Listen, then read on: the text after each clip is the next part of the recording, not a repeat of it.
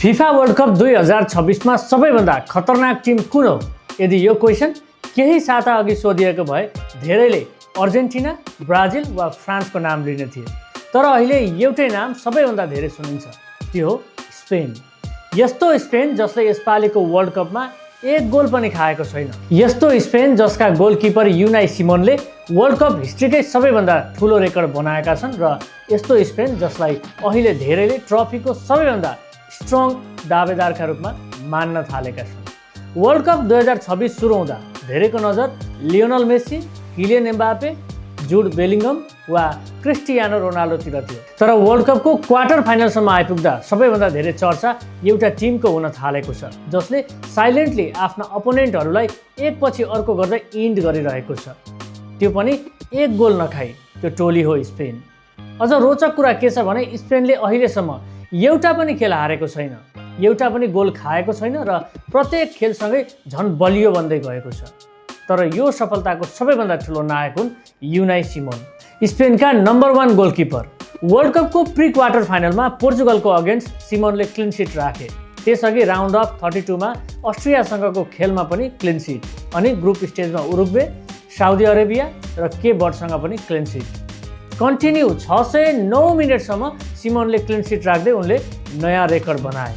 World cup हिस्ट्रीकै सबैभन्दा लामो समय गोल नखाने गोलकिपर बने उनी। यसअघि यो रेकर्ड इटालीका लिजेन्ड गोलकिपर वाल्टर जेन्गाको नाममा थियो। सन् 1990 को वर्ल्ड कपमा उनले 517 मिनटसम्म गोल खाएका थिएनन्। स्पेनकै लिजेन्ड गोलकिपर इकर क्यासियासले पनि 476 मिनटसम्म यो अचिभमेन्ट कायम गरेका थिए। तर अब भने सिमोन सबैभन्दा लामो समय गोल नखाने गोलकिपर बने। के यो सबै सिमोनकै कारण सम्भव भएको हो त? यसको उत्तर हो पनि अनि होइन पनि। किनकि सिमोन अगाडि उभिएको डिफेन्स नै अहिले वर्ल्ड फुटबलको सबैभन्दा बलियो र व्यवस्थित डिफेन्स मध्येको एक मानिएको छ।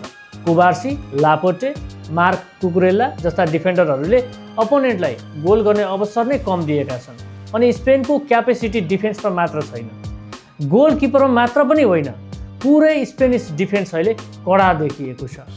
यसपालिको वर्ल्ड कपमा स्पेनले केप बर्डसँग गोललेस ड्र खेल्यो, साउदी अरेबियासँग 4-0 को जित निकाल्यो, उरुग्वेलाई 1-0 ले हरायो, राउन्ड अफ 32 मा अस्ट्रियालाई 3-0 ले अनि लास्ट 16 मा पोर्चुगललाई 1-0 ले हरायो। तर प्रश्न उठ्छ, स्पेन यति बलियो कसरी बन्यो? यसको उत्तर खोज्न हामी 16 वर्ष पछाडि फर्किनुपर्छ। सन् 2010 दक्षिण अफ्रिकाको विश्वकप Spain first time world champion बन्यो। त्यसबेला एउटा वर्ड संसारभर चर्चित भयो, टिकी-टाका।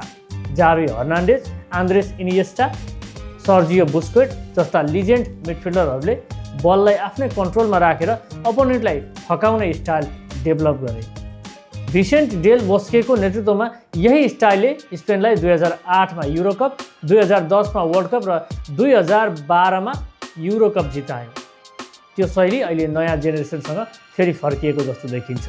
तर अहिलेको स्पेन पुरानो स्पेनभन्दा थोरै डिफ्रेन्ट पनि छ। पहिले धेरै पास मात्र हुन्थ्यो, अहिले धेरै उद्देश्यपूर्ण पास हुन्छ। पहिले केवल बल आफ्नो खुट्टामा होल्ड गर्ने गेम मात्र थियो, अहिले बल राख्ने मात्र होइन, सही समयमा डेन्जर अट्याक गर्ने खेल। रोड्रीले मिडफिल्ड कन्ट्रोल गर्छन्, लमिन यामलले स्पिड दिन्छन्, मेरिनो, ओयारजबाल र फाबियन रुइजले चान्स पायो भने फिनिसिङ गर्छन् र पछाडि युनाई सिमोन त झन् वाल जस्तै उभिएका छन्। पोर्चुगलको अगेन्स्टमा पनि स्पेनले यस्तै स्टाइल देखाएको थियो। फिल्डमा क्रिस्टियानो रोनाल्डो थिए। पोर्चुगलले अपर्च्युनिटी पनि बनाएकै हो, तर अन्तिमसम्म स्पेनले हार मानेन। 2025 मा नेसन्स लिगको टाइटल ब्याटलको बदला लिएरै छोड्यो। यसले पनि के देखाउँछ भने स्पेनले स्टार खेलाडीको भरमा जितिरहेको छैन। उनीहरूको सबैभन्दा ठुलो शक्ति भनेको टिम वर्क हो। हेड कोच लुइस डेला फुएन्टेले वर्षौँदेखि एउटै टिमसँग काम गरेका कारण पनि स्पेनमा टिम मिलेको छ। यसैले पनि लास्ट 35 गेम हारेको छैन स्पेनले। यदि स्पेनले यही फर्मलाई कायम राख्यो भने सन् 2010 पछि फेरि वर्ल्ड कप ट्रफी म्याड्रिड पुग्ने पोसिबिलिटी छ। यसपालिको वर्ल्ड कपमा यदि कुनै टोली सबैभन्दा ब्यालेन्स, सबैभन्दा डिसिप्लिन र सबैभन्दा डेन्जरस देखिएको छ भने त्यो स्पेन नै हो। अब प्रश्न तपाईलाई, वर्ल्ड कपमा स्पेनलाई कसैले रोक्न सक्छ त? कमेन्ट गर्नुहोला। Let's play Nepal, like, share and subscribe.